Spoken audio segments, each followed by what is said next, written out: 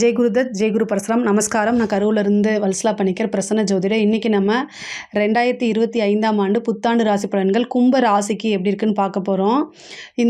இப்போ நான் சொல்லக்கூடிய பலன்கள் வந்து பொதுவான பலன்கள் தான். ஆனால் உங்களுக்கு 100% அக்யூரேட்டான பலன்கள் வேணும் அப்படின்னா உங்களுடைய இண்டிவிஜுவல் ஹாரோஸ்கோப்பில் கிரகங்களுடைய பொசிஷன் இப்போ என்ன திசாபுத்தி போயிட்டுருக்கு மற்றும் கோச்சாரத்துடைய நிலைகள் இது எல்லாத்தையுமே நம்ம கால்குலேட் பண்ணி தான் ஒரு 100% அக்யூரேட்டான ப்ரெடிக்ஷன் நம்ம கொடுக்க முடியும்.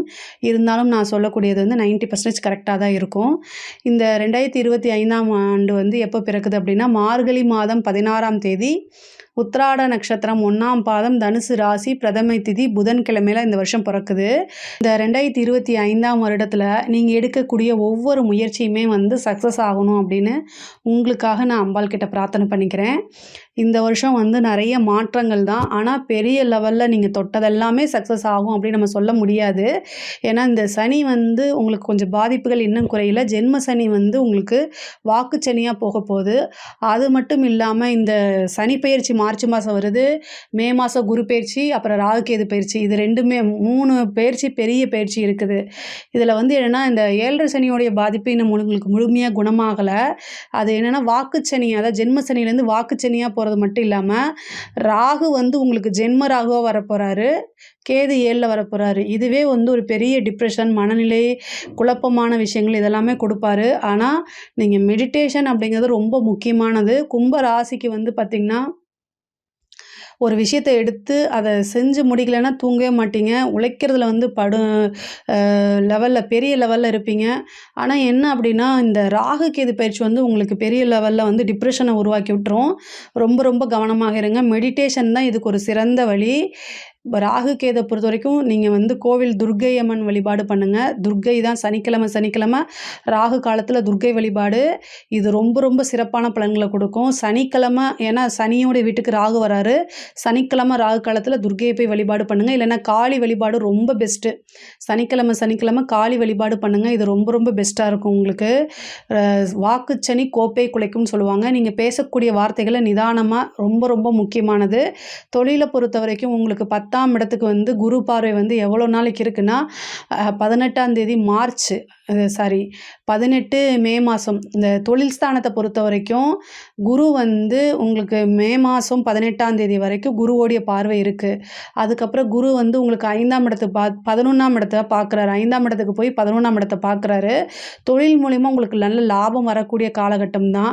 எக்கனாமிக்கல் க்ரோத் ஆகுமா அப்படின்னா இந்த வருஷம் வந்து எக்கனாமிக்கல் வந்து போன வருஷத்தை விட இந்த வருஷம் படிப்படியாக உங்களுக்கு முன்னேற்றம் அப்படிங்கிறது உறுதியாக உண்டு. அதில் எந்த மாற்றமுமே இல்லை.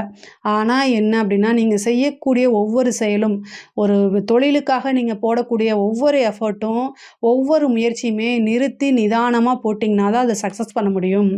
ஏன்னா ராகு வந்து குழப்பமான சூழ்நிலைக்கு தள்ளும். அப்போது அதிலிருந்து வெளிவர முடியாத சூழ்நிலையில் இருப்பீங்க. அதனால் ரொம்ப ரொம்ப பார்த்து பண்ணுங்கள். இந்த ராகு கேது பயிற்சி வந்து உங்களுக்கு பெரிய லெவலில் பாதிப்பு உண்டு பண்ணாமல் இருக்கிறதுக்கு செல்ஃபாக மோட்டிவேட் பண்ணிக்கங்க. மெடிடேஷன் ரொம்ப ரொம்ப முக்கியமானது. சனிக்கிழமை ராகு காலத்தில் காளி வழிபாடு ரொம்ப ரொம்ப முக்கியமானது. இந்த 3யுமே ஃபாலோ பண்ணிட்டீங்கன்னா இந்த வருஷம் நீங்கள் நம்பர் 1. எந்த விஷயமே உங்களை பெருசாக பாதிக்காது. தொழிலும் ரொம்ப நிறையா நல்ல அமைப்புகள்லாம் இருக்குது. லாபம் அப்படிங்கிறது தொழில் மூலிமா லாபம் இருக்குது. புதுசாக தொழில் தொடங்கலாமான்னா உங்களுடைய ஜாதகத்தை பார்த்துக்கோங்க. 10ஆம் அதிபதி வந்து உங்களுக்கு எப்படி இருக்கார், இப்போ என்ன திசாபுத்தி போயிட்டுருக்கு, இதெல்லாமே கால்குலேட் பண்ணிவிட்டு புதுசாக தொழில் ஆரம்பிக்கிறதுனா அதை செய்யுங்க. ஆனால் கோச்சாரத்தில் வந்து பெரிய லெவலில் சப்போர்ட் பண்ணலை. ஏற்கனவே போயிட்டுருக்கக்கூடிய தொழிலுக்கு ஓகே தான். இந்த சனி வந்து 2ஆம் இடத்துக்கு போயிட்டு உங்களுக்கு 11ஆம் இடத்தை பார்க்குறாரு. 2ஆம் இடத்துலேருந்து 11ஆம் இடத்துக்கு பார்க்குறாரு உங்களுடைய ராசி அதிபதி. அப்போ வந்து என்னென்னா வருமானம் அப்படிங்கிறது இந்த வருஷம் வந்து உறுதியாக உண்டு. எதிர்பாராத வருமானம் நீங்கள் எதிர்பார்த்துருக்கவே மாட்டீங்க. என்னடா அது நம்ம இவ்வளோ தூரம் உழைச்சோம் அப்போல்லாம் வரல, இப்போ வருது அப்படின்னு ஒரு சாதாரண சின்ன விஷயத்தை செய்ய போய் பெரிய லெவலில் உங்களுக்கு வருமானம் அப்படிங்கிறது வந்துடும். அதே நேரத்தில் தேக ஆரோக்கியத்தில் கவனமாக இருங்க. உத்தியோகத்தில் இருக்கிறவங்களுக்கு வந்து ப்ரொமோஷன்ஸ் அப்படிங்கிறது உறுதியாக வரும். அது எப்படி வரும் அப்படின்னா, இந்த ராகு கேது வந்து சம்டைம் வந்து திடீர்னு ஒரு அதிர்ஷ்டம், விபரீத ராஜயோகம் அப்படிங்கிறது வந்துரும். அந்த விபரீத ராஜயோகம் என்னென்னா, உங்களுக்கு முன்னாடி ஒருத்தங்களோ அல்லது 2 பேரோ இருப்பாங்க. அவங்களுக்கு வரக்கூடிய ப்ரமோஷன் 3ஆவதா இருக்கக்கூடிய உங்களுக்கு தானா தேடி வரும். அது எப்படின்னா, ஒருத்தர் வந்து என்னென்னா, ஏதாவது ஒரு பனிஷ்மெண்ட் வாங்கி போறது, இன்னொருத்தருக்கு உடல்நிலை பாதிப்பாகி போறது, அதுக்கப்புறம் 3rd பிளேஸில் இருக்க உங்களுக்கு தேடி வரும். இதுதான் விபரீத ராஜயோகம். இந்த மாதிரி அமைப்பை வந்து இந்த வருஷம் உங்களுக்கு கொடுத்துரும். அதனால் கிரகங்கள் வந்து நல்ல அமைப்பில் கொடுக்குது. ஏன்னா 5லேருந்து குரு வந்து உங்களுடைய ராசியை பார்க்குறாரு. அதே நேரத்தில் 11ஆம் இடத்தையும் பார்க்குறாரு குரு. இந்த 11ஆம் இடத்தை பார்க்கறது மட்டும் இல்லாமல் உங்கள் ராசிக்கு ராகு வருது. அதெல்லாம் வந்து விபரீத ராஜ யோகத்தை கொடுக்கக்கூடிய அமைப்புகள் இருக்குது. இதை கரெக்டாக யூஸ் பண்ணிக்கோங்க. காளி வழிபாடு பண்ணுங்கள். ரொம்ப உயர்வான நிலைக்கு நீங்கள் போக முடியும். படிக்கக்கூடிய குழந்தைங்களுக்கு படிப்பில் வந்து ஆர்வம் நீங்களாக வளர்த்துக்கணும். 5ல் குரு போகுது. ஹயக்ரீவர் வழிபாடு பண்ணுங்கள். குரு வழிபாடு பண்ணுங்கள். தட்சிணாமூர்த்தி வழிபாடு பண்ணுங்கள். படிப்பில் நல்ல மார்க் எடுக்க முடியும். உயர்கல்வியை பொறுத்த வரைக்கும் ரொம்ப சூப்பராக இருக்குது. படித்து முடித்த உடனே நீங்கள் வந்து பிளேஸ்மெண்ட் ஆகிறதுக்கு உண்டான வாய்ப்புகள்லாம் இருக்குது. இந்த வருஷம் நீங்கள் எதிர்பார்த்துருக்கவே மாட்டீங்க. நல்ல பிளேஸ்மெண்ட்டு உங்களுக்கு கிடச்சிரும். உத்தியோகத்தில் இருக்கவங்களுக்கும் சரி, வேலை இப்போ எதிர்பார்த்துட்டு இருக்கவங்களுக்கும் சரி, ஈஸியாக கிடைக்கிறதுக்கு உண்டான வாய்ப்புகள் இருக்குது. ஒரு சிலர்லாம் அந்த சர்வீஸ் கமிஷன் எக்ஸாம்ஸ் எழுதியிருக்கவங்களுக்குலாம் வந்து நல்ல ரிசல்ட் தானாக தேடி வரதுக்கு உண்டான அமைப்புகள் இருக்குது. பொதுவாகவே வந்து இந்த 7.5 சனி மேலே எந்த பழியும் நம்ம போடக்கூடாது. சனியுடைய வேலை என்னென்னா, நம்ம என்ன முயற்சி பண்ணுறோமோ அதுக்கு உண்டான பலன்களை கொடுத்துருவாரு. நம்ம நல்லது செஞ்சால் நல்ல பலன்களை கொடுப்பாரு, கெட்டதை செஞ்சால் கெட்டதை கொடுத்துருவாரு. அதாவது நம்ம வேணுக்குனுமே யாருமே நம்ம போய் கெட்டது செய்ய மாட்டோம். நம்மளுடைய சூழ்நிலை. ஆனால் சூழ்நிலை எதுவாக இருந்தாலும் சனி அவருடைய பணியை செவ்வனே செய்வார். இதை மட்டும் ஞாபகம் வச்சுக்கோங்க.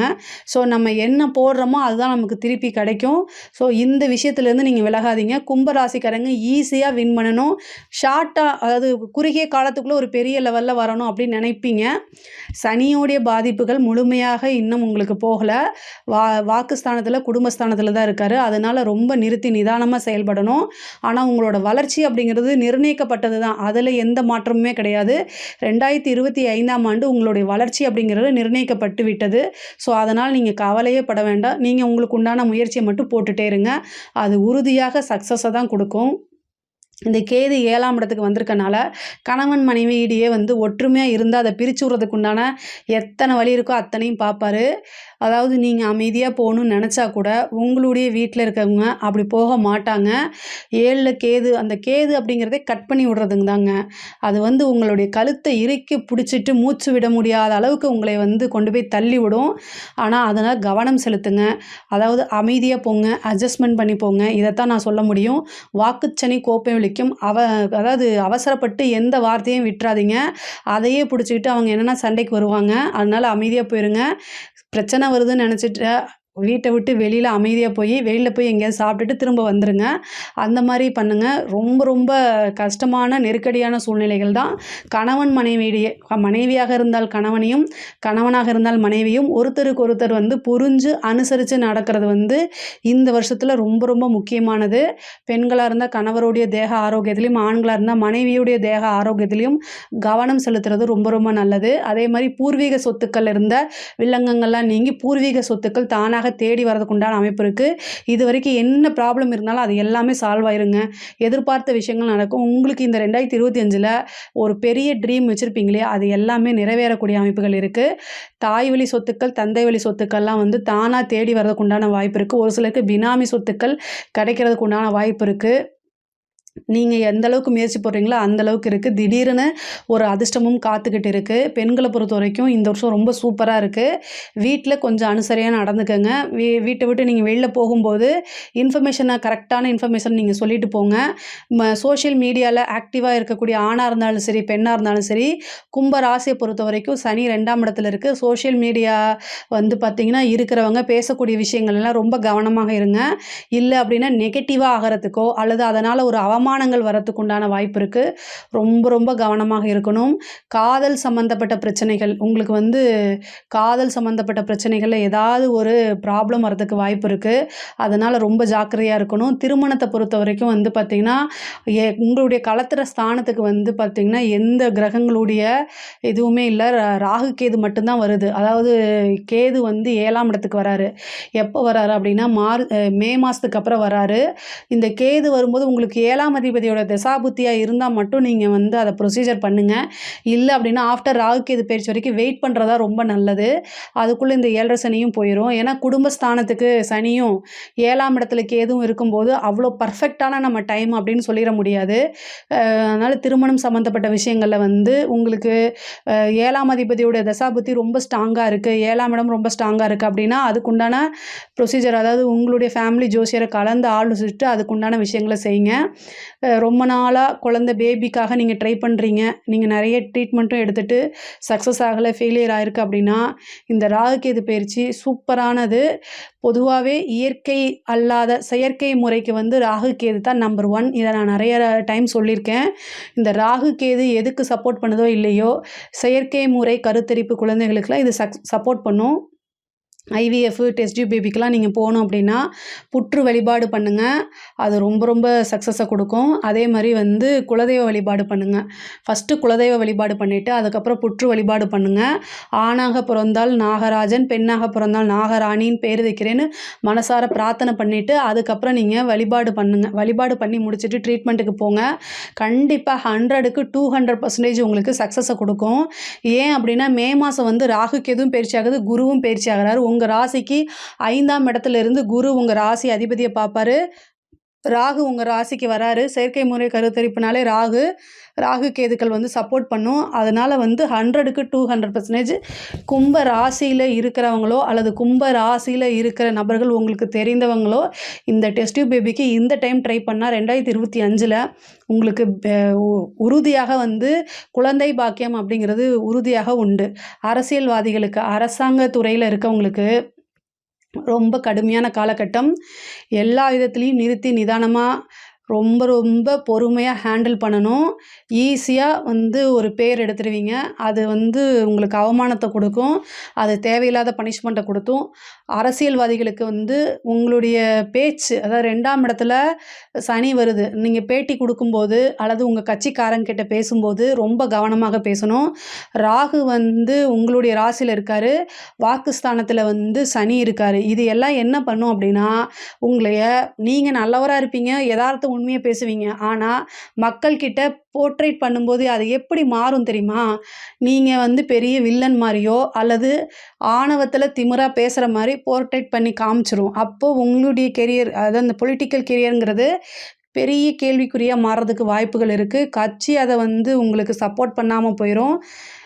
கும்ப ராசியில் இருக்கக்கூடிய அரசியல்வாதிகளுக்கு பர்ஃபெக்ட் டைம் இந்த வருஷம் கிடையாது. ரொம்ப ரொம்ப கவனமாக இருக்கணும். இல்லை அப்படின்னா ரொம்ப கஷ்டம். அதனால் ரொம்ப ரொம்ப ஜாக்கிரதையாக இருங்க. கும்ப ராசியை பொறுத்த வரைக்கும் எக்கனாமிக்கலாக நிறைய வளர்ச்சிகள் இருக்குது. கோர்ட்டு கேஸு பிரச்சனைகள்லாம் வந்து இவ்வளோ நாளாக இருந்துச்சுன்னா அது எல்லாமே உங்களுக்கு ஃபேவராக மாறுறதுக்கு உண்டான அமைப்புகள் இருக்குது. இந்த ராகு கேது வந்து எவ்வளோ பிரச்சனைகள் இருந்தாலுமே அதை ரிவர்ஸ் பண்ணி விடும். ஆனால் ஆல்ரெடி நீங்கள் சந்தோஷமாக இருந்தீங்கன்னா ரொம்ப ஜாக்கிரதையாக இருங்க. ஏன்னா அதோடைய வேலையே வந்து பார்த்திங்கன்னா இல்லாத இருக்கிறதா காமிக்கும், இருக்கிறத இல்லாத மாதிரி காமிக்கும். இப்படி மாற்றி மாற்றி அதை செஞ்சிடும். அதனால் ரொம்ப ஃபோக்கஸ்டாக இருங்க. ரொம்ப மெடிடேஷன் பண்ணுங்கள். காளி வழிபாடு சனிக்கிழமை காளி வழிபாடு பண்ணுங்கள். இது எல்லாமே வந்து உங்களுக்கு நன்மையாக மாறும்.